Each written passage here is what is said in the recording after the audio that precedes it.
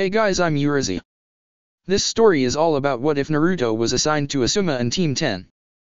Mizuki never got to shoot his mouth off at Naruto the night he took the Scroll of Seals. Other than skipping a half-manic monologue from him, what exactly did this change for everyone's favorite blonde ninja? Who knows? Before we proceed with the story, please like and subscribe to this channel if you liked the video, and don't forget to check the description for the other works of the author if you liked the story. Let's start. Chapter 67, A Beautiful Mind, for Battle. Something felt wrong. Sasuke, for all of his faults, was damnably talented. He was good at what he did, one of the most dangerous in Konoha, and he would have put himself up against just about anyone in the village with the full belief that he could win. He was almost literally bred for battle.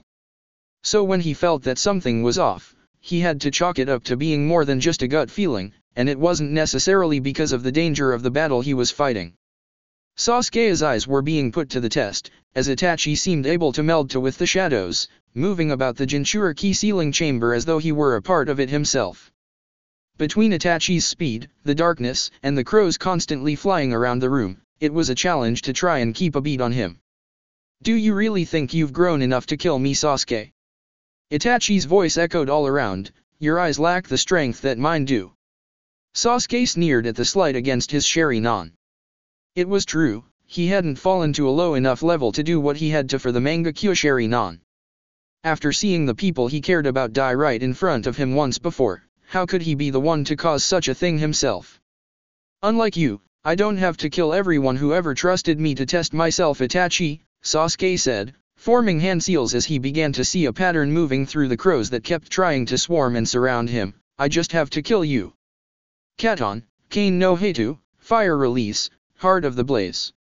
Sasuke shot flames from his mouth as he drew his war fan and gave it a grand swing, sending fire spraying in an arc in front of him. Crows caught their last and Sasuke rushed through them to free himself as Itachi came at him from behind, his body seeming to form from whatever was left of his summoned animals.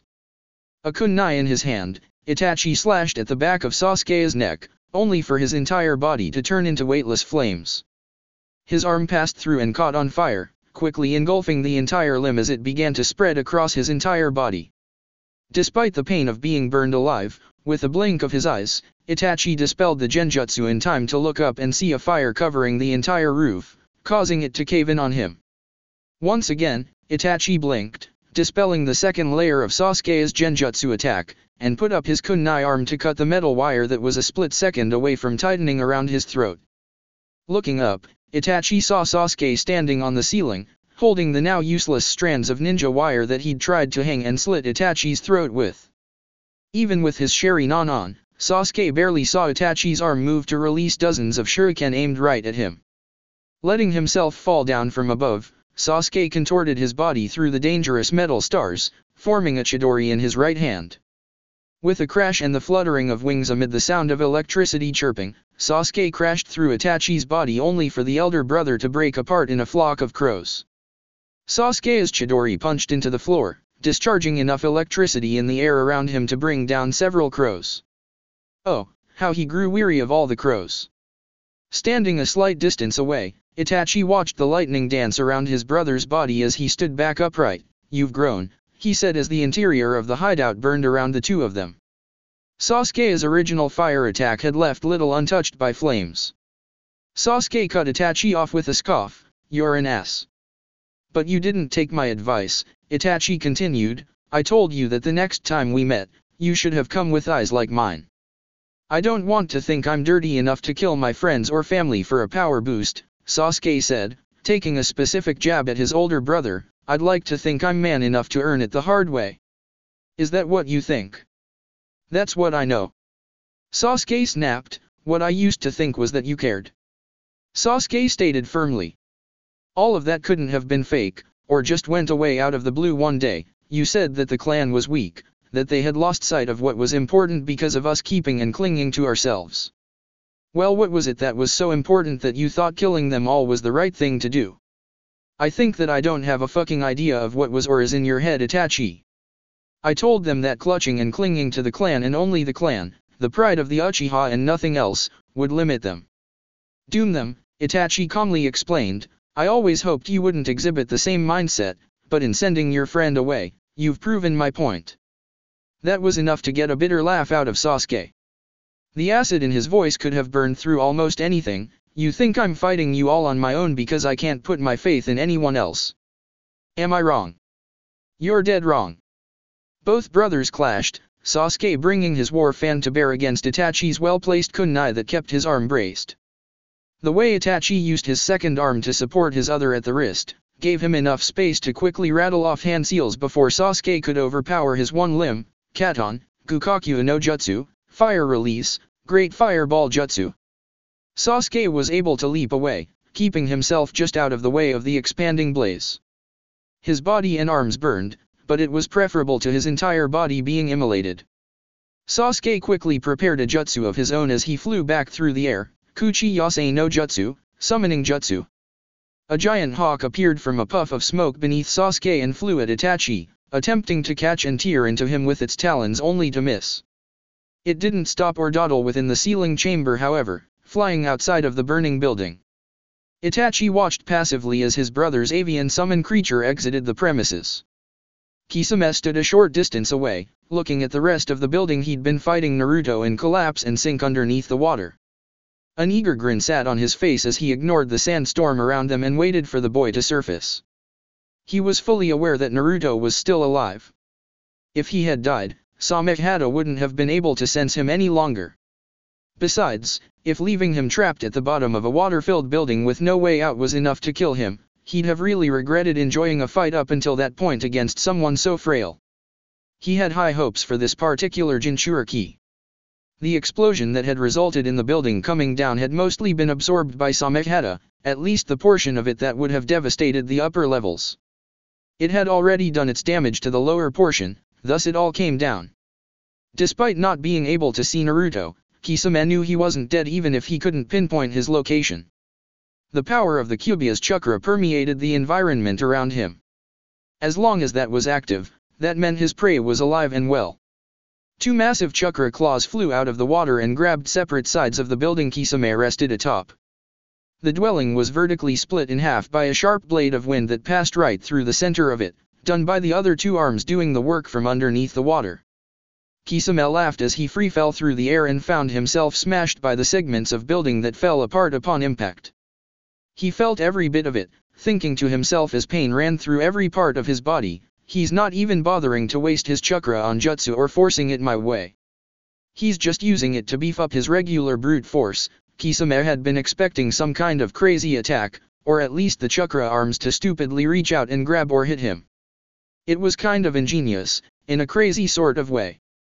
Naruto had used the building like gloves or a pair of tongs, something to handle a thing that was too dangerous to touch barehanded.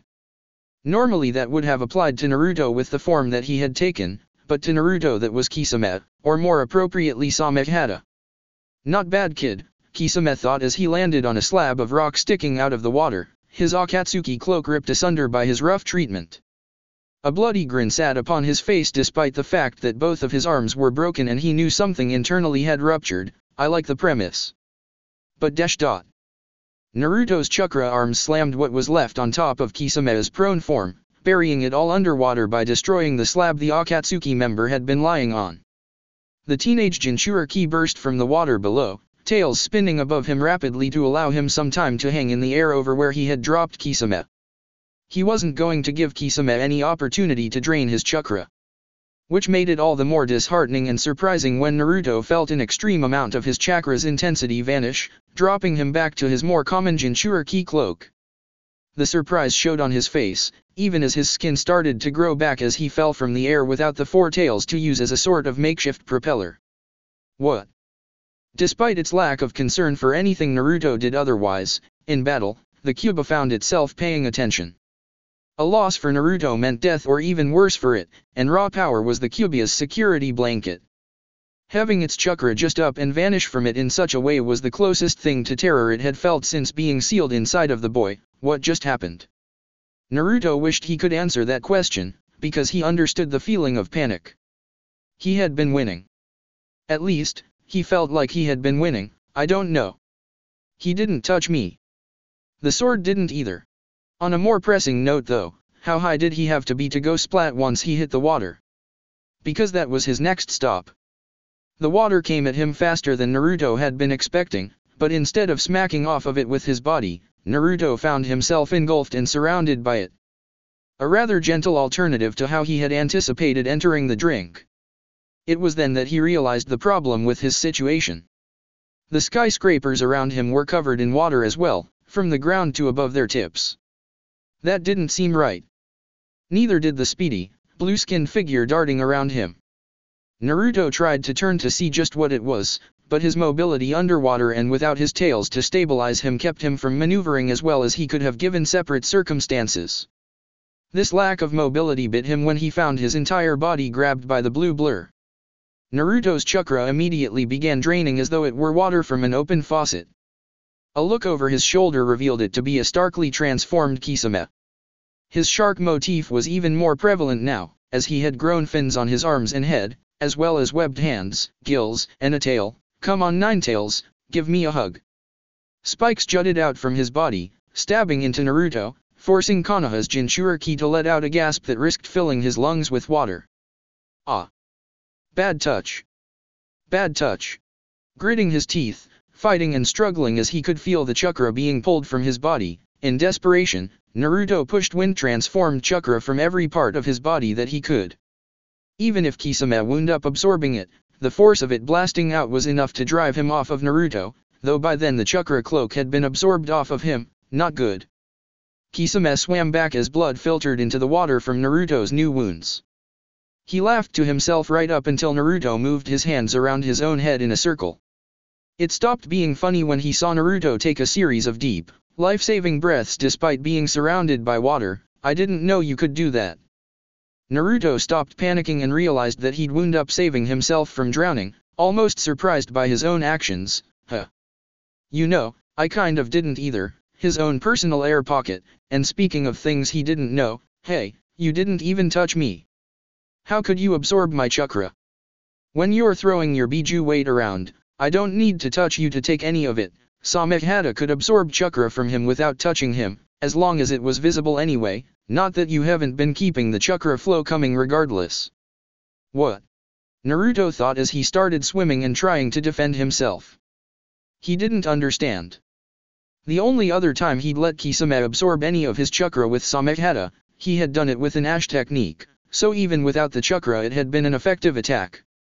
You still don't get it, do you? Kisame asked with a laugh. Samehada can absorb any sort of chakra sent its way. You've been feeding Samehada from the start, quite well I might add, every time you've used that sonar sensor crap to look around. Naruto had taken him on with a hell of a plan, using what he knew of Samehada to avoid getting large chunks of his chakra taken away. It was just too bad that he had still been handing chakra over because of what he didn't know. As they continued to fight, Naruto was able to keep Kisame from latching onto him again, but he lost chakra every time Kisame so much as even touched him. More than a few times, Naruto was able to use his full body wind chakra trick to blow Kisame away, but no matter how much a head start he gave himself with that approach, he could never swim his way to freedom. Drowning by itself wasn't a problem for Naruto as long as he could keep taking periodic breaths the way he had discovered he could, but for the first time he could remember in his life, Naruto was beginning to feel true fatigue. So much so that he had turned off his standard chakra cloak to try and preserve as much of it as he could. Now the times when people told him about being low on chakra were more than just idle noise to Naruto. He was starting to get the picture now. Shit, is this what other people feel like? All the time? The blonde Chunin asked rhetorically, remembering all of the times he had goaded enemies into ninjutsu pissing contests where he got people to wear themselves down by trying to match power against him. Man, that made him feel like a dick. This sucks. Never one to turn down the chance for overkill, Kisame gleefully upped the ante, dragging his finger across his razor-sharp teeth to draw blood and allow him to call upon more of his favorite animals, Kuchi Yasei no Jutsu, summoning jutsu. There was no need for him to have all of the fun. Sharks. More sharks. Kisame had called upon more sharks to bite off chunks of Naruto in addition to Kisame himself, who had been pounding away at him and stealing his chakra. 5 sharks came at Naruto in a star formation, each prepared to eat a limb once they got close enough. Snorting underwater, Naruto held out his hands as if to present them to the top predators of the seas. Instead, once they got close enough, Naruto rehashed the little training exercise that he used to master wind chakra, splitting the waterfall. He cut through the water and through the sharks, filling the watery entrapment with blood and guts. It was a fine way to rid himself of a problem. Had Kisame not used all of that blood to summon 12 more sharks and get a cheap shot in on Naruto to boot. Fortunately, the blood and guts caused them to go into a bit of a frenzy where they completely disregarded Naruto as he swam away, giving him enough time to put some distance between himself and them, but not Kisame though. You can't keep swimming and relying on your little air bubble to breathe, whelp. The Kyuubi shouted at Naruto. He could feel the fox banging against the bars of the seal as though it would spur him into more proactive action. Eventually you'll run out of chakra. Then you'll either drown, get eaten, or get beaten to a pulp by a man-shark. Or some unholy combination of all three. No shit. Naruto mentally replied, do you have anything that's actually useful, or are you just gonna yell obvious stuff at me until I black out? Kyuubi went silent as Naruto continued to try and keep Kisame at bay, losing chakra every time he made contact with the man. Eventually though, the Biju made itself known again. Do the wind burst thing again when he gets close, as hard as you can, then let me in for just a second. What? It will only be for a moment, boy.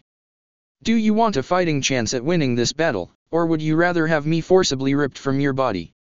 The chakra beast had a point, but Naruto wasn't quite that absent-minded, and what happened to all of that talk of you ripping me apart the minute I show you a weak point? Because he got a lot of that back when he'd been learning how to control the Kyuubi's chakra.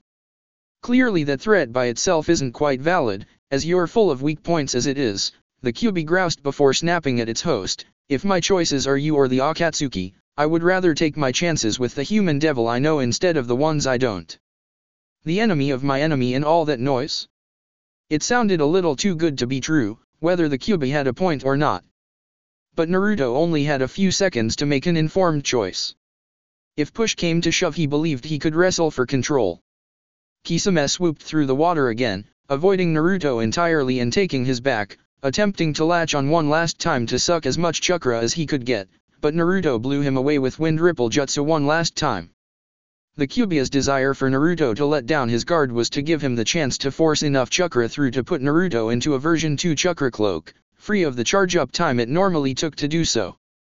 Naruto immediately felt the rush of energy, the 4 extra appendages that were his chakra tails, and turned on Kisame to immediately take advantage before he drained it all again.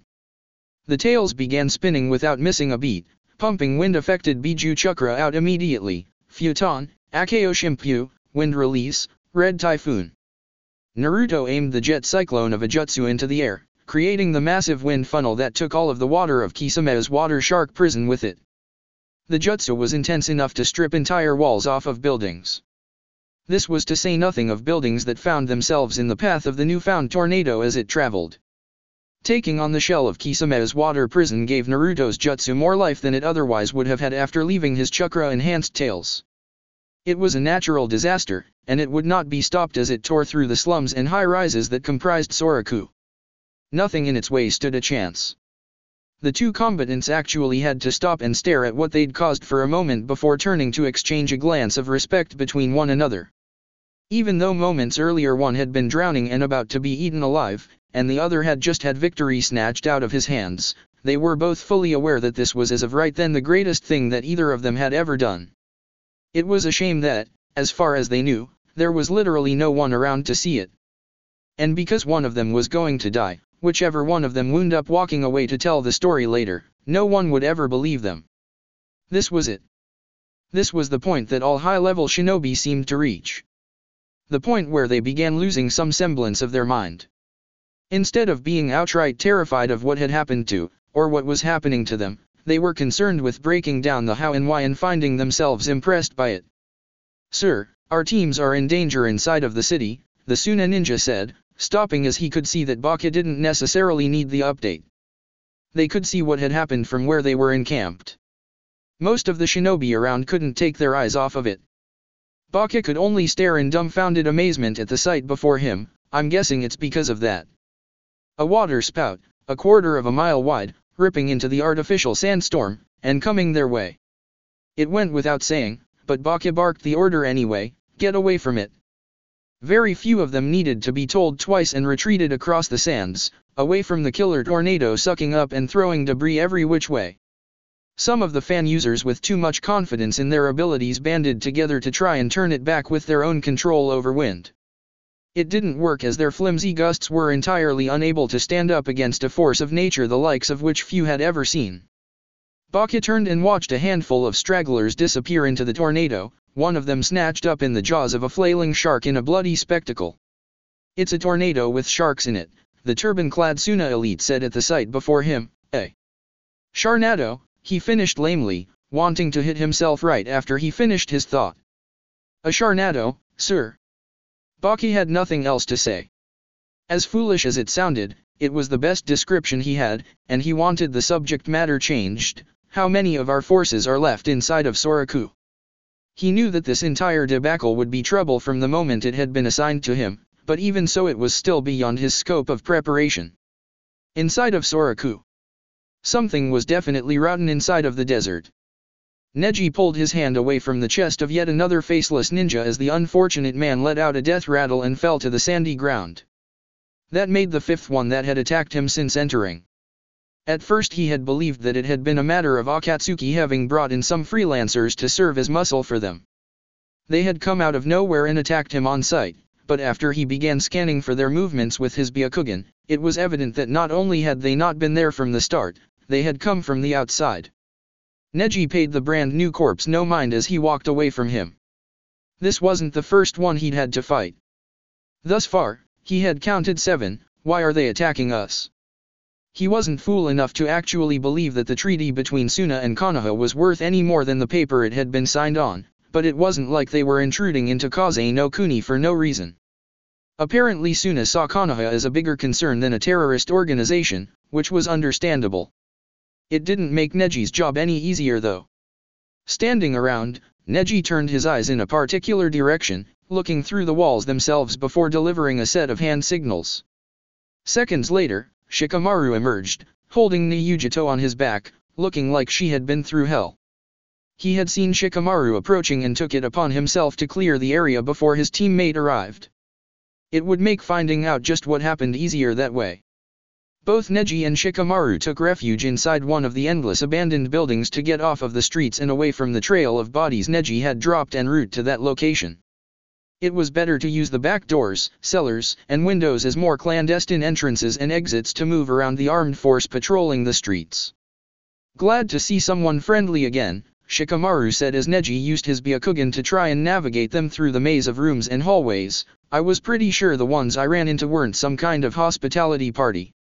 Neji nodded without turning around to face his fellow Konoha ninja. I can assure you, whatever choice you made to defeat them was the correct one.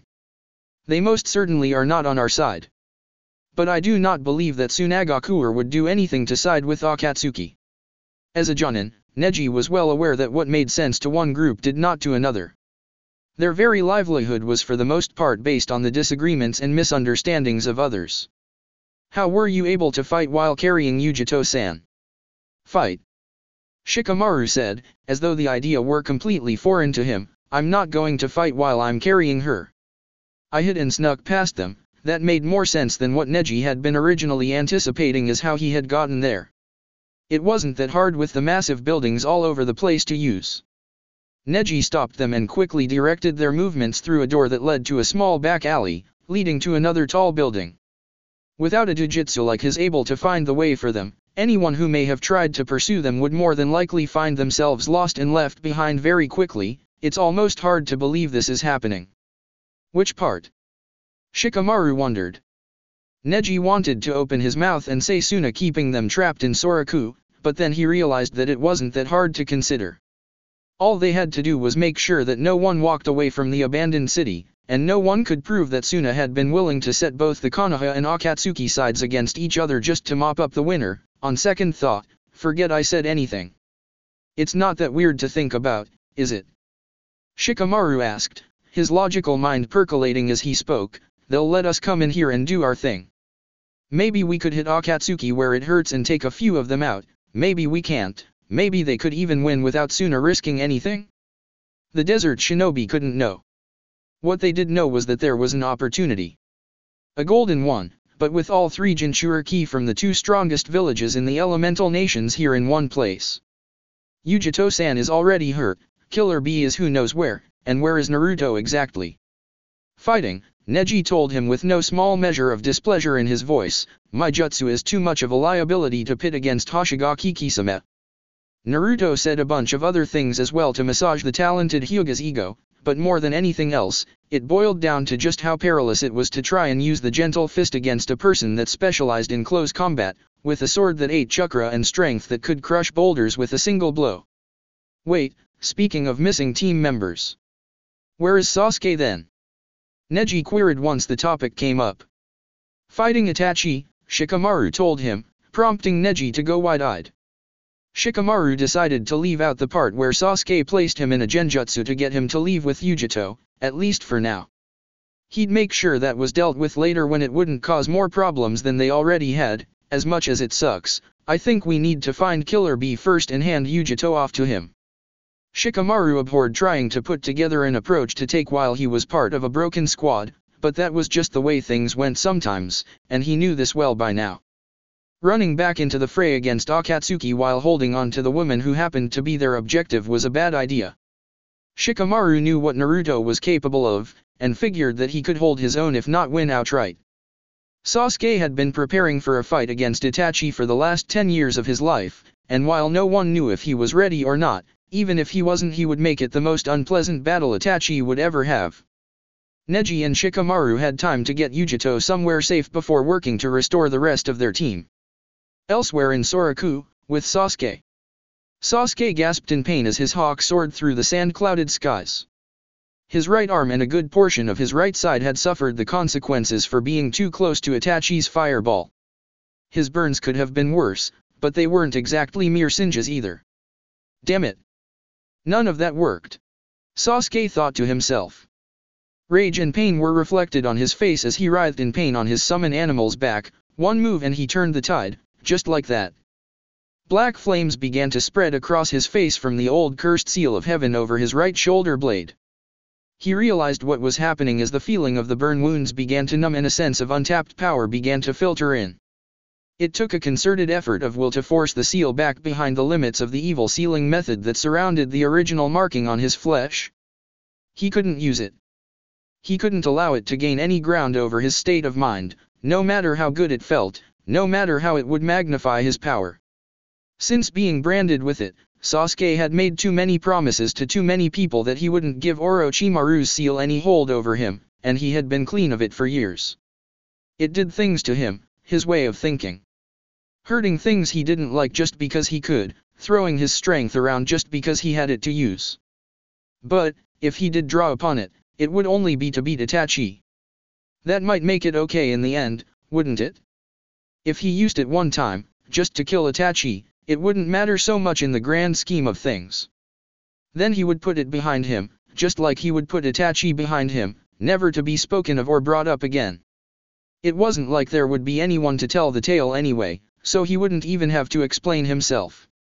As if he needed to anyway. Anyone who couldn't understand using everything they had at their disposal to achieve their ultimate goal clearly never had anything worth fighting for in the first place.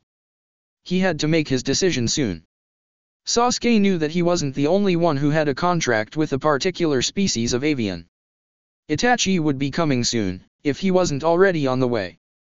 Itachi wasn't the type to dawdle or procrastinate. Even as quick as his hawk was, it couldn't fly as fast as it was able to, lest it injure its powerful eyes with the sand blowing around. He could sympathize. Were it not for the fact that he was wearing protective goggles, Sasuke would have had to worry about the same thing. Ugh, that meant he had something that required a thanks to Naruto later for providing the eyewear. If that wasn't the most annoying thing, that he needed to show gratitude to the former dead last for shoring up one of his weaknesses in the desert for him. Well, since he was already getting help from unwanted sources, he may as well have kept the theme going. Letting out a deep breath of resignation at the potential mistake he was about to make, Sasuke only reaffirmed to himself that he didn't care. Itachi had to die today, alright Orochimaru, he thought to himself, let's see what this damned thing has. Just don't get used to it. After Itachi, Orochimaru was the second highest up on his shit list. But damn it, whatever was in that cursed seal worked. Giving in and letting it do its job as it covered the injured right side of his body in black flame markings, Sasuke felt completely revitalized, a second wind even. He gave his hand a few experimental flexes and found it to be usable. It just hurt like no one's business and probably would have hurt more without the seal active. It was almost enough to make him start laughing, but he didn't. Because spontaneous, inexplicable laughter for things going your way was evil. And doing something evil while using the cursed seal would have proven Sasuke wrong not even 30 seconds after allowing it to activate. Uchiha Sasuke did not admit fault so easily. A giant crow cut through the clouds of sand swirling around them, only for Sasuke to direct his hawk downward to avoid the sneak attack. Sasuke wondered how he had been able to direct his crow at such a speed, but it only took a moment for him to understand how. Itachi was reading the path of the wind and keeping their eyes out of the path of the sand, which would have been a problem for Sasuke since he would have been facing it. Once again, thanks to the goggles. You've disappointed me, Sasuke, Itachi said, his voice carrying over the whipping winds. His words struck home as though he were right next to his younger brother. I've disappointed you. Sasuke repeated, growing more agitated each time he did, I've disappointed you? Do you know when you disappointed me? When you slaughtered our clan and gave me a bullshit excuse for it. That was really disappointing. He wanted to saddle up his hawk and shove a Chidori straight through Itachi's head, and damn the consequences. But that was a sign that he had to rein it in. The cursed seal messed with his temper, which had already been somewhat volatile to begin with and had only been enhanced in Itachi's presence. If he died fighting, then that didn't mean he had won. Killing Itachi was meaningless if he didn't survive the aftermath to see what came after. At the moment, his best chance to capitalize on the boost of the cursed seal and on the weather was to keep Itachi facing the direction that the wind was blowing in. Sasuke was quite certain that Itachi knew this as well, but in that regard Sasuke had the advantage. Patting his hawk's neck, Sasuke directed it down lower, bringing it down to fly between the tightly packed buildings and the streets of Soraku. Keeping his altitude low would make it easier for him to eventually force Itachi into a situation against the wind, but until that time he couldn't push his hawk to fly all out. Otherwise he would risk hurting its eyes. That gave Itachi the chance to push his crow to a faster speed, following the path of Sasuke's hawk and using its slipstream to avoid a good amount of the sand. With his crow hot on Sasuke's tail, Itachi was able to take careful aim at his brother who had turned halfway around on his mount to regard him as they both flew. You can't outrun me, Sasuke. Sasuke turned back and noticed Itachi's eyes change patterns to that damnable three-sided form. The one that haunted his dreams for years. But Sasuke was ready. Ready for the wretched, monstrous genjutsu that Itachi would attempt to ensnare him in. It was the main thing that Sasuke had prepared to fight against, and it wouldn't ever happen that way again if Sasuke had his way. Itachi, instead of attempting the vaunted Tsukuyomi, stared down Sasuke's hawk of all things. As confusing as it was, Sasuke figured that whatever it was for couldn't have been good. He directed his hawk into a clockwise barrel roll before sending it into a narrow alley. A black plume of fire engulfed the corner of the alley that had turned into something that Sasuke couldn't ignore as the entire building slowly started to go up in flames, black flames. But he didn't even dash. All he did was just look. Itachi had control of black fire that he could use just by staring at something. If ever there was a jutsu that was just unfair for someone to have. But wait. He missed, and that was surprising for more than one reason. How could he possibly miss? Itachi had a technique that could set anything on fire as long as his eyes were focused on it as far as Sasuke knew, and Itachi had definitely had a bead on him and his hawk. Itachi let out a grunt, unheard by Sasuke, blinking his right eye painfully as they flew, dodging every corner, power line, and sudden turn in the alley. He was eventually able to recenter his vision's focal point, his aim adjusted after his first miss. It wouldn't happen again, Amaterasu, heavenly illumination, ... Sasuke's hawk let out a pained cry as its back half caught on fire. Its flight trajectory went askew, bumping off of the walls of the alley polluted with floating paper trash and household linens, lighting more and more buildings on fire before Sasuke found an opening to depart, lest he find himself up in black flames as well. Sasuke hurtled through the air as his hawk flew off, erratically hitting more buildings.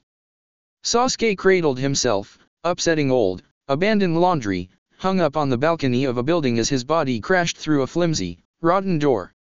Rolling along the floor, he came to a stop against a wall inside. Looking himself over just in case, Sasuke felt relief that he had been able to bail out from his summoned hawk before Itachi's black flames could claim him as well.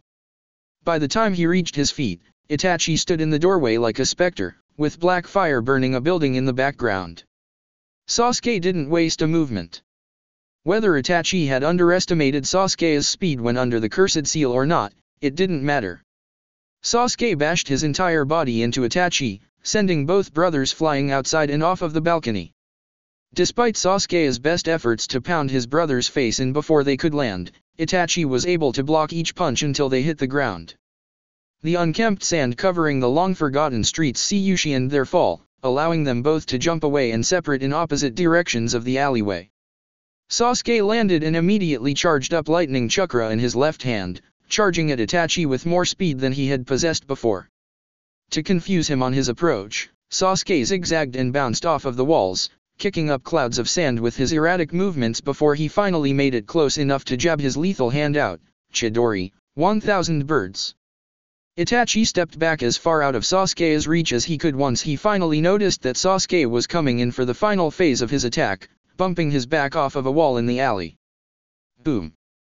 As the sand and dust from the destroyed wall slowly began to settle, Itachi and Sasuke stood within the ground level of a building, the wall having been destroyed by the force of Sasuke driving Itachi through it when the latter caught Sasuke by the forearm. There was no expression on Itachi's face despite his quiet grunts of effort. It took both of his hands just to stop Sasuke's Chidori hand from driving straight through his throat. The chirping sound of the electricity echoed through the building as both brothers shook from the strain of their struggle. It was only in this up-close clash that Sasuke realized that he had made a mistake when he had gotten so close. Staring into Itachi's face with hatred and malice, he made the crucial error of looking into Itachi's manga Kyushari Nan. Now, inside of the distorted, darkened world of Itachi's Tsukuyomi, it was a battle of mental wills, imagination, and force of chakra. You shouldn't have used that power to combat me, Itachi chided Sasuke's use of the cursed seal. Now do you see how futile it is against my own?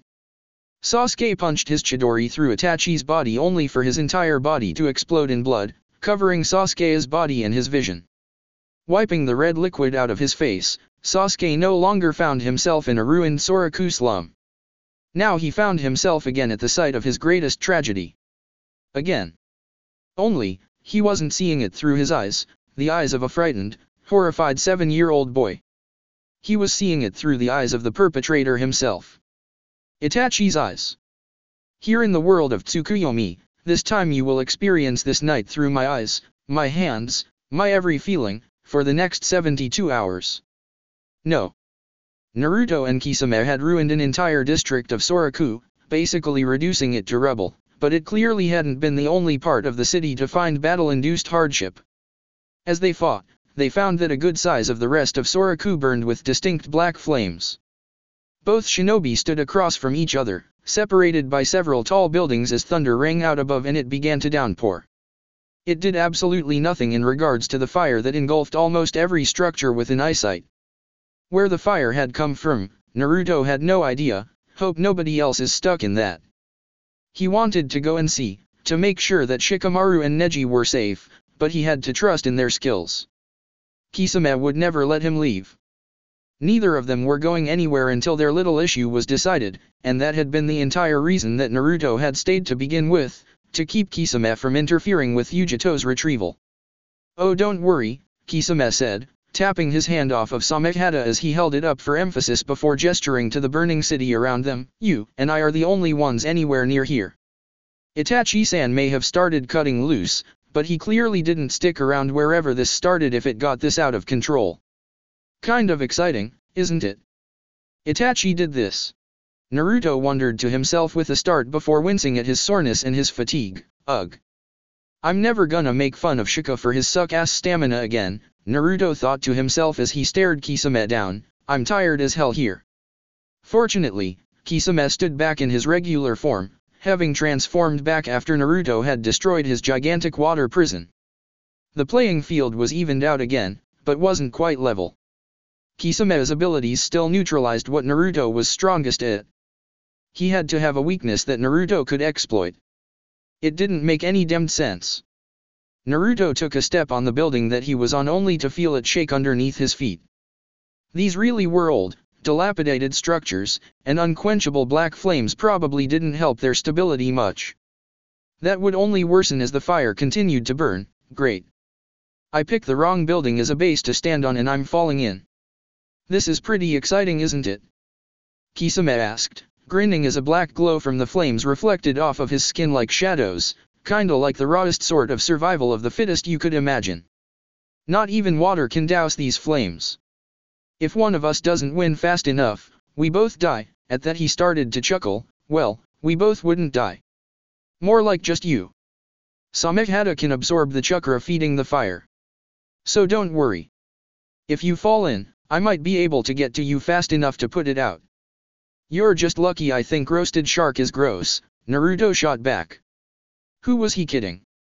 The next idea he had that would work the way he wanted it to would be the first. Every strategy he had tried since the start had been a half-victory at best. Even trying to lay Fuinjutsu on Kisame while they had been fighting underwater hadn't been effective, as he had just absorbed the chakra that went into the techniques before they activated the moment they touched his skin. Naruto was drawing a blank. He couldn't rely on using the Kyuubi's chakra to bail him out with overpowering force, as Samehada would just absorb it and make Kisame even stronger. He couldn't retreat due to the flames, and even when he could, sneaking up on Kisame was impossible as long as that sword could tell him where he was. It was maddening. Well, Naruto muttered to himself, forming a cross-hand seal with his fingers, I thought I was too old to fight like this, or that Jiraiya and the Guardians had beaten it out of him at least. Taijutsu Kage Bunshin no Jutsu, multiple shadow clone jutsu. Kisame's shark-like eyes lit up at the sight of 50 Naruto clones populating the same rooftop. Your clan really is something special.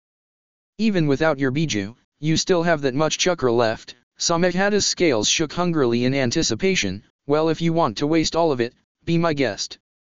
I could always use more. Naruto grit his teeth in resignation of his situation. This was either going to work or be his death knell. He hadn't made any gambles thus far in the battle, so it was a bit intimidating that his first one would be with such high stakes. Take it then. With that shout, Naruto's clones streaked across the tops of the burning buildings, heading right for Kisame. As they closed the distance and landed on the rooftop that Kisame resided on, they met his Samehada with their machetes, trying to cut the man himself without touching Samehada. One cut, it was all they needed to do him crippling damage with their wind chakra. But they were all made of chakra. The moment any part of them touched the all-devouring sword, weapons included, they would dispel. Kisame was having the time of his life. Every clone came at him with the intent to murder. This was his kind of opponent. Despite countering or otherwise avoiding all of Naruto's big moves, he still wanted a piece of him. If the kid wanted to fight until he finally dropped, far be it from Kisame to deny him the chance to go out on his shield. Come on! Kisame shouted gleefully, expertly parrying and dispelling Naruto's clones, even as they took great pains to try and touch him alone without making any sort of contact with Samehada. Even his clones made more clones. Send the whole damn legion, why don't you? Giga Shinto, Giga Impact. The building Kisame stood upon as he fought off hordes of clones shook wildly. It seemed to shrivel up like a plastic bottle with the air inside sucked right out of it as 2 Naruto clones had refrained from attacking and instead attacked the building itself. The quivering foundation disrupted Kisame's balance for a moment, but he was too much of a veteran to allow something that simple to do him in as he kept killing off Naruto's clones, until a pair of chains wrapped around Samehada and pulled themselves tight. Across the way, Naruto had thrown out his chakra chains and attached them to Kisame's weapon to hold him down. Kisame dug his feet in and pulled back, surprised that Naruto was able to actually match strength with him all by himself. Since he hadn't really been hit by Naruto by himself, he hadn't expected it. Naruto felt as though he were trying to drag along a bull. What a monster! Either way, things were just getting started. This by itself accomplished nothing. Quite the opposite actually. Keep your sword, or save your ass, Naruto said, feeling Samehada sucking his chakra through the chain. It was a risky move. The chains weren't just made of chakra. They were connected to the very tenketsu in his arms. It was a physical tug-of-war with Kisame, and one of focus and spirit with Samehada at the same time to keep it from taking everything from him in one mighty gulp. You choose.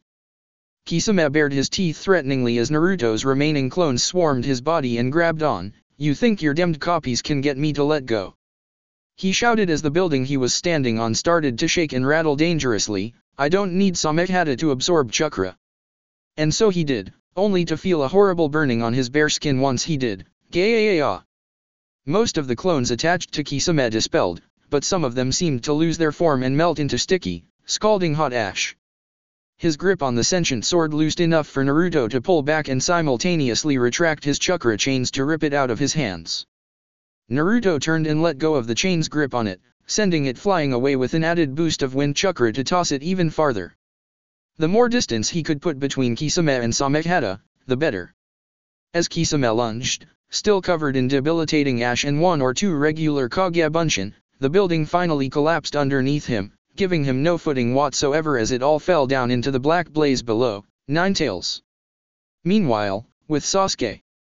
For Sasuke, Itachi's Tsukuyomi wasn't some debilitating physical torture. It wasn't even reliving his most powerful nightmare. It was so much worse. Instead of watching as a third party, powerless to prevent Itachi from cutting down his clansmen, he was doing it himself. His hands were the ones doing the killing. Stop.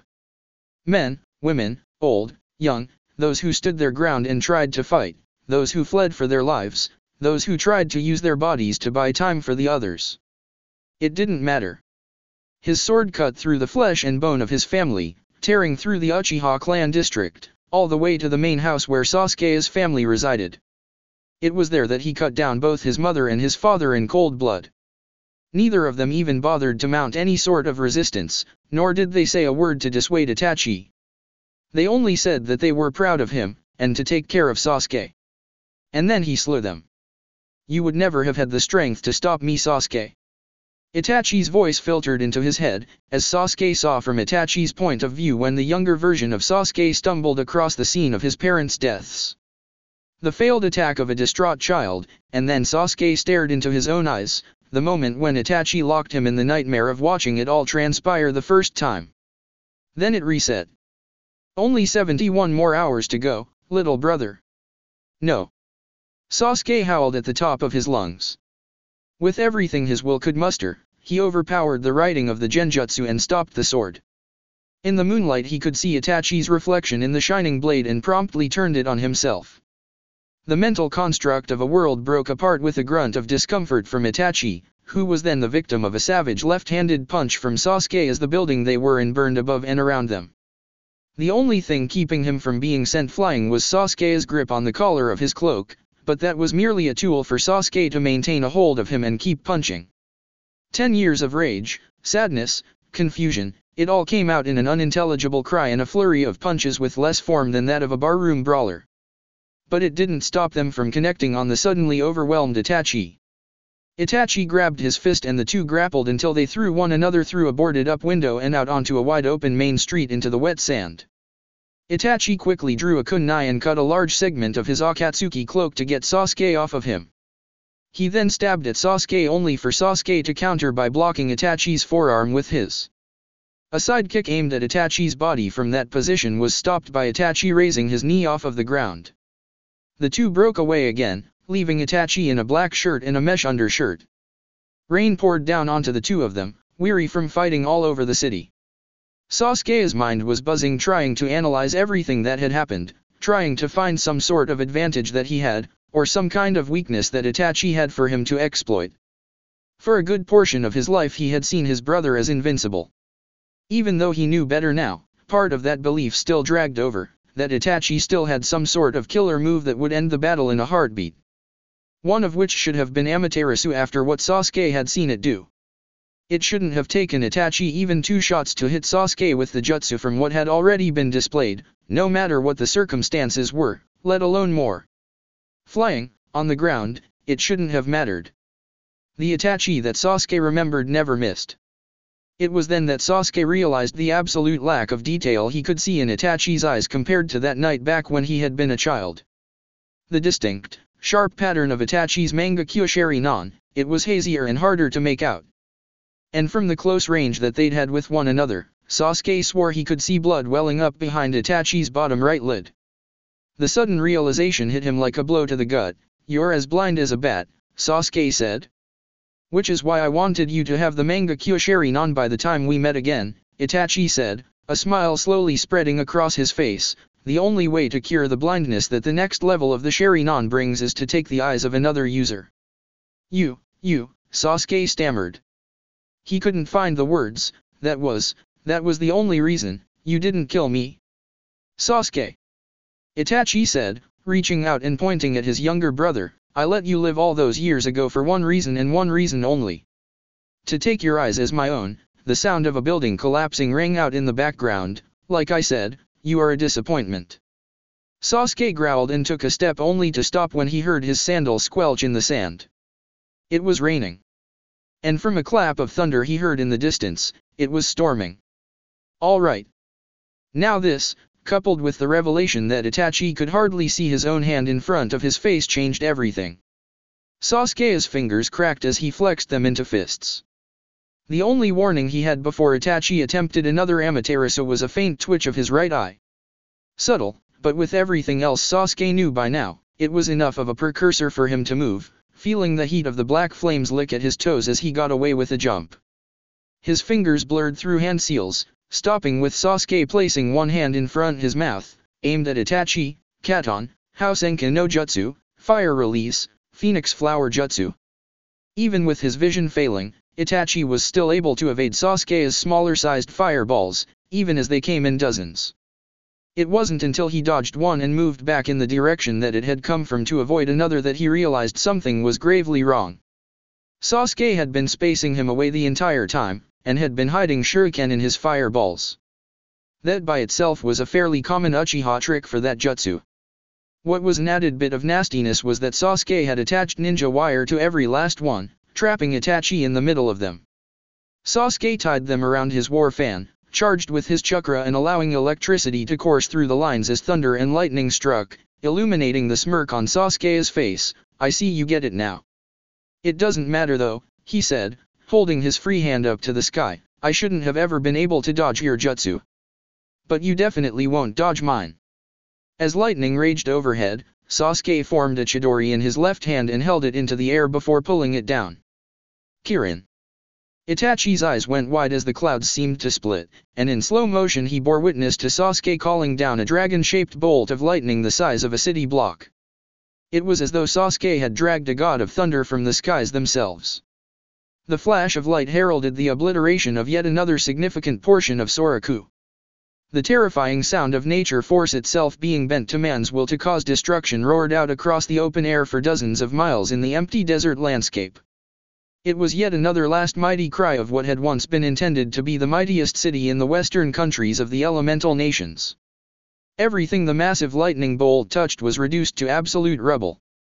The grains of sand themselves were scorched black from the power of Sasuke's attack, but that great scar upon the earth would only last until the sands could blow over themselves and cover the brand new ruins of Soraku underneath them. Sasuke had to pick himself out of a pile of debris, almost finding himself crushed by the pulverized remains of one of the formerly surrounding high-rise buildings. One of the downsides to Kirin, other than its chakra cost, was that he had no actual control over it after warping the lightning bolt to his needs. He could simply mark where it was to strike. The reason it was unavoidable was because of the sheer area it covered once it did so. There was no chance that Itachi dodged it, like Sasuke said. It just wasn't possible. Sasuke forced the cursed seal to recede, as he could begin to feel it eating away at what was left of his chakra reserves. Apparently there was no such thing as a free lunch. Kakashi and Anko had been right to try and keep him from overusing it or ever using it at all. It was just as well. He didn't need it anymore to try and keep pace with Itachi. It had done its job, and he had already broken his word not to use it. He wouldn't break his word twice by relying on it any time after that point. He searched the nearby area as he took great care to avoid the black flames that were still spreading slowly around Soraku. Hopefully Itachi's body hadn't been burned by the fire of his own creation. Sasuke wanted to see and confirm his victory with his own eyes. When Sasuke eventually came across Itachi's body lying in a massive wreckage-filled crater, he let out a breath of relief. His brother was face down, motionless on the ground. But once again, Sasuke realized that something felt wrong. If Itachi had been hit by a regular bolt of lightning, not even counting the one that Sasuke had called down from the heavens, he should have been blackened and burned in a few places. Hell, from Kirin himself there should have been a few pieces of him scattered around the area. There was blood on the ground around his mouth, but other than that, nothing to reflect that he had taken the blow. Instead, Sasuke had to watch as Itachi got back up to his feet. It just wasn't right. What the hell do I have to do to kill you? A fair question, but Itachi seemed to be on his last legs. Is that everything you have? Itachi asked, staggering in place sluggishly. If you have anything else at your disposal, I suggest you use it now. Sasuke wanted to scream. He wanted to rant in rage. But the only thing his brain would allow him to say was, how? How the hell did you get up from that? How was there even still a him to get up from that in the first place? It was close, Itachi said before stopping to cough up blood. I admit, if it weren't for Susanoo, I would be dead, and he definitely looked the part of that particular narrative. Unfortunately, that was merely a small consolation to not quite getting the job done. A large, orange outline of chakra formed around Itachi. Within it, a transparent skeleton began to form around him, and then muscle, and a humanoid being with glowing yellow eyes and an intimidating face. Sasuke took a step back, not believing what he was seeing. After everything he had done, had endured, Itachi still had enough left for this monster of a jutsu. I really thought I could prepare for this. Sasuke thought to himself as Susanoo started to develop armor resembling monsters of legend. I thought that with the right approach, with enough training and enough strength, I could do this. But even after everything he had done, all of the blood, sweat, and tears he had poured into his training, strengthening his will by fighting off the temptation of the cursed seal for so long, developing his body, his chakra, and his Sharingan. All that his friends had put into helping him, showing him that they would and could help him get ready for what he felt was his destined conflict with Itachi. Everything, and when it came time to make it all happen, Itachi still seemed to have his number. Even after 10 years, he was still chasing Itachi's back. Only now Itachi had turned around to regard him and had acknowledged him as a threat, because the biggest of his brother's big guns was out and pointed right at him. Actually, this was what he wanted all along. His entire life he'd been trying to measure up, to get out from underneath the shadow that Itachi's brilliance cast over him. What better way to stick his middle finger up at his older brother's reputation than to force him to his absolute limit? Other than actually killing him, of course. Considering this, Sasuke began to laugh, and it went more and more out of control as far as sanity seemed to go, even as Itachi began to slowly amble his way, the ghastly, seemingly divine protection of Susanoo covering for him as he did. Why are you laughing? You know, Sasuke said as what was left of the city continued to burn around him, a part of me always thought that when the time came, I wouldn't have had a chance. In the back of my mind I thought that you would just run me through and that would be that. But here I am, this is your trump card, and I'm still standing. As am I, Sasuke? Yeah, barely, Sasuke said, lifting his left hand and willing the crackle of electricity into his palm. It took a bit of effort, but he was able to dredge it up. I'll admit, I'm running low on chakra. But remember what you said to me before, about not putting my faith in anyone else. Itachi nodded faintly. I put my faith in Kakashi when he trained me and taught me the lightning release that I took to the level I needed to force you into using Susanoo. I put my faith in Anko, who did everything she could to try give me the will to fight off the cursed seal's temptation. He admittedly owed her some sort of half-assed apology if she ever found out that he used it today, by the way, as he would acknowledge he had broken her faith in him even if the ends justified the ends in this case. Sakura wasted hours and hours, tormenting me with every genjutsu I could get her to use on me to try and get ready for Tsukuyomi. Chuji helped me build my body and my stamina for a fight just like this one. At that, Sasuke's eyes turned cold and black, his Sharingan receding. Itachi merely stared at him, blood trailing from his tear ducts.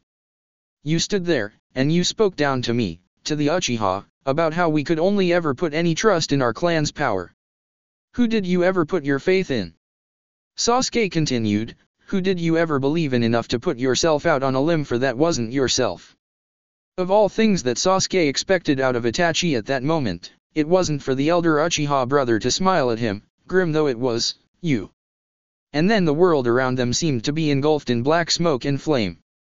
Moments earlier, with Naruto, Kisame now hated fire more than anything else. This would mark the second time that it had screwed him over and cooked him alive. But even so, it couldn't quite kill him. Not yet. Skin burned heavily, body covered in the surprisingly slow-eating black flames, Kisame crawled across the ground. He could feel his sword, calling out to him. It wasn't over, I'm going to cut your arms and your legs off, brat. He bellowed, pulling himself through the hot sand underneath him, I'm going to send one of your fingers to all of your friends, and leave the middle one on your hand for your Hokage. Standing several stories above, looking down at his still dangerous enemy, Naruto stared down, slowly raising his right hand before extending the aforementioned finger, flipping Kisame off. You mean this one? This wasn't the kind of man that was going to give up and die. Naruto didn't doubt that Kisame would crawl out of the burning rubble. He didn't doubt that Kisame would eventually find Samehada, wherever Naruto had thrown it. Even if Naruto left him, he would come back and they would dance once more, or he would get to another Jinchuriki instead. Maybe Killer Bee, maybe Yujito again, maybe even Fu. They weren't doing this dance ever again. Leaving him to burn wasn't enough, as even though he was on fire and surrounded by it, Kisame had already admitted to being able to absorb chakra by himself. There was a small chance he could just take in enough for Samehada to come back to him in time to heal him. Naruto told himself that if he wasn't sure that it would kill him, it might not kill Kisame either. He had to make sure Kisame didn't get that kind of chance, and he couldn't just drop himself down into the black fire to do it with his own two hands to make sure. It had to be something he knew would get the job done once and for all, but he'd been pushed just about as far as his chakra would stretch for him. Wait. Black fire would still ignite things just as well as regular fire, wouldn't it? It was a fair prospect to test out. You've been stealing my chakra all day, so I'll tell you what, take as much as you want, Naruto said, a red glint in his eye as he rolled through hand seals. He couldn't think of anything else bigger to use with what he had left chakra-wise. Karate if you know me, Eye of the Dark Hurricane. Enough of Naruto's ash flew from his mouth to coat a full street's worth of Konoha buildings in the sticky blackness, flowing forth in the pattern of a tropical storm as it descended down upon the former Kiri ninja.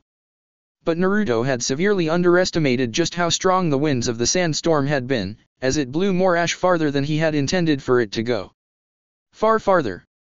From his elevated position it carried around a good portion of Soraku, which was 70% on fire at that point.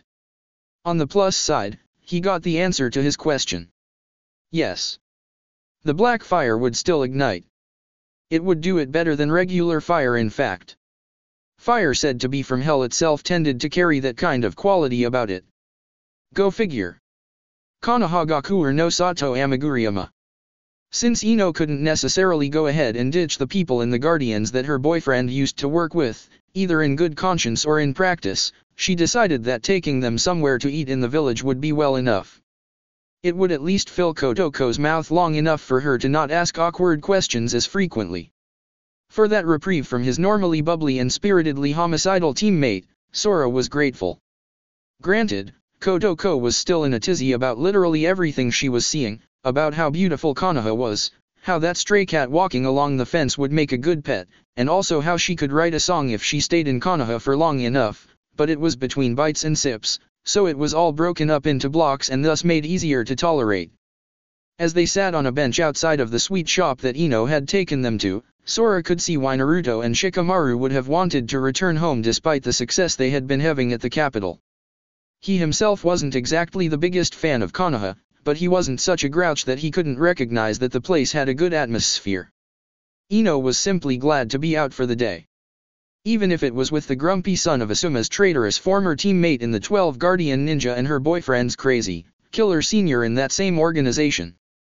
It was company, and it was a chance to take her mind off of the absence of her two Chunin teammates. Waiting for them to come back from sticking to Akatsuki like some damsel on the home front was for the dim birds.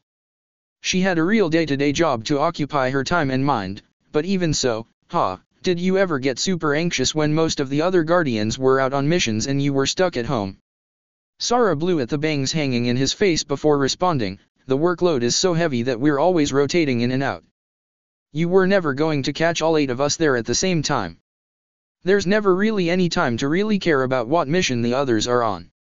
You've got to get your rest in and get ready for the next dust up the fire daimyo wants to send you back out for. Yes. It's a never-ending cycle of troubles, Ino-chan, Kotoko added, getting a reserved nod from Sora before the ninja musician's ever-present smile widened to a slasher degree. I do so love my job. Right, Ino said, still not knowing quite how to perceive the unbalanced woman. As she moved her ceramic cup to her mouth to drink her tea, a crack appeared at the rim. She froze mid-motion upon hearing the sound and recognizing it. It hadn't had any sort of damage when the tea had been delivered. It had literally just happened. Both Sora and Kotoko stopped and took note of the odd occurrence, both with similar expressions of anxiety on their faces. She had never been one to believe in omens, but a seemingly random happening as in-your-face and foreboding as this just wasn't something that one could shake off. Outside of Soraku, without Byakugan, Neji and Shikamaru would have found themselves trapped in the middle of a city burning to the ground with odd black flames that seemed to burn any and everything they touched. It would have been hard for Neji not to see it. Either way, the priority switched from getting Yujito to Killer Bee to getting her outside of Soraku. What the hell? Shikamaru wondered aloud, the pair of Konoha shinobi a safe distance from the blaze. It was the eeriest fire Shikamaru had ever seen, just from the way it stirred about, seemingly slower than regular fire's wilder movements. Neji didn't know quite what to tell him, other than that it was man-made. The chakra coming from it was extremely potent. Some of the strongest he had ever seen with his own eyes. With the decrepit state of the city's infrastructure and the dry environment, I can see how it spread so quickly. And with no one to put it out or contain it, there was no chance of it being stopped. Naruto and Sasuke. You saw them. Which was much better than not being able to see them. Yes. To the north. Not far apart from each other all things considered, Neji confirmed, much to Shikamaru's relief. We got out to the southwest, Shikamaru said, remembering the position that they had entered from. He had kept track of their direction the entire time they had been there in case they got lost. Circling around the outskirts to the north should take 10 minutes at our speed, but that's not taking into account if we can avoid the Suna ninjas surrounding the area, that could and would make it a longer trek. Do you see any openings in their encampments? Neji had already been scanning what he could see to try and help their progress. One moment. Let me see. What he wound up seeing that caught his attention didn't come from the positions of the hostile Suna ninjas. It came once again from the city that burned before them. What in the world? Shikamaru wanted to ask what it was until both he and Neji were sent flying from a deafening explosion that made everything dark. For a moment, Shikamaru thought he was dead until he realized just how much he hurt. His ears rang, his skin that had been exposed felt red from light burns, he was halfway buried in the sand, and all he hoped for at the moment was that his legs were still attached. His mouth suddenly dry from the sudden heat of the blast that had occurred, Shikamaru sat up, his eyes shut in a grimace. Neji, are you all right? Upon getting no response he pushed himself up and shook off the sand to look around, finding Neji not too far away, sitting up, and staring into the distance. Neji. The powerful young Hyuga was in the same situation physically as Shikamaru, only his attention was elsewhere entirely other than on his own well-being. Shikamaru followed his gaze and felt his jaw drop. Thick black smoke covered the flaming remains of what used to be Soraku. They could not see through it, and they doubted there was anything left standing at all. Even from there they could hear whatever pitiful remnants of buildings that still stood crumbling. There had been people in there, 2 of whom had been their friends, 1 of whom had been an ally and technically their employer. Neji shook his head, his Byakugan active as he stared into the hell on earth before them. I can't see them. Not Naruto, not Sasuke, nor the members of Akatsuki. They were fighting. A ball of tension was set in the pit of his stomach at the implications. Gritting his teeth, Shikamaru got back to his feet and ran as close to the outskirts of the city as he could before the wall of black fire repelled him. He crouched down at the limits of how close he could go before it got too hot to be safe and just stared into the abyss. What was that stuff supposed to be? And was his best friend really stuck inside of it? Wait, he wasn't. Neji just said so. Ino was going to kill him. Shikamaru. Even with Neji's warning, Shikamaru didn't even need to turn around to realize what he would wind up facing once he did. At least an entire platoon of Suna ninja stood at the ready, keeping their distance even more so than they were. The lazy Chunin just shook his head, never taking his eyes off of the fire, even as Baka stepped forward and shouted over at the Konoha contingent, "So this is what you Konoha ninjas do when our Kaze Kage allows you passage through the lands we protect. You were waiting to pick us off the entire time anyway," Shikamaru thought to himself with a roll of his eyes, remaining in his stooped position. "I guess now would be the best time to put us out of commission." The fighting was definitely finished, and the two of them were the last men standing. Suna's little gambit had paid off. Akatsuki was weakened, the Kyubi Jinchuriki was gone, as was the Hachibi, and the Nibi Jinchuriki was completely unresponsive over Neji's shoulder. Today, it looked like they were the big winners, and they hadn't had to get involved. Neji narrowed his eyes at the surrounding ninjas. Maneuvering Yujito on his shoulder, he placed himself between her and the others, as though that would do much if and when an attack came. You would attack ninjas of an allied village, now? We were dealing with a threat to the entire elemental nations. Here. For you. We let you in to retrieve a Jinchuriki of an unaligned village and you destroyed an entire city in Kaze no Kuni, Baka said, a bit of a smirk forming on his face. You were not given passage for free reign of operations in this country. The daimyo would have a fit if it were to be learned that we did nothing about it. Neji could remember the words from Shikamaru as they were traveling across the desert, speaking about what they were about to get themselves into. They rang out echoing hollow through his entire body. Politics don't have to make sense or be fair, Neji. It's circumstantial. It was an abandoned city. Neji snapped, outraged at the poorly veiled treachery. Yes, this was the ninja world, but to do such a thing at a time like this, to someone who was not openly your enemy. Some allies, huh? Shikamaru thought aloud, still never turning around to face what seemed more likely to be his fatal fate with every passing second. How much could have been solved by simply working together instead of working sides against each other? If these people had just stepped in, had just lent a hand, this might not have happened. Alliances in the ninja world just meant that villages wouldn't go out of their way to screw one another over. Tsunagaku sure didn't have to go out of their way to do so today. All they had to do was sit back and watch the fireworks. Honestly, politics were something that Shikamaru could intellectually sink his teeth into. It required no physical activity.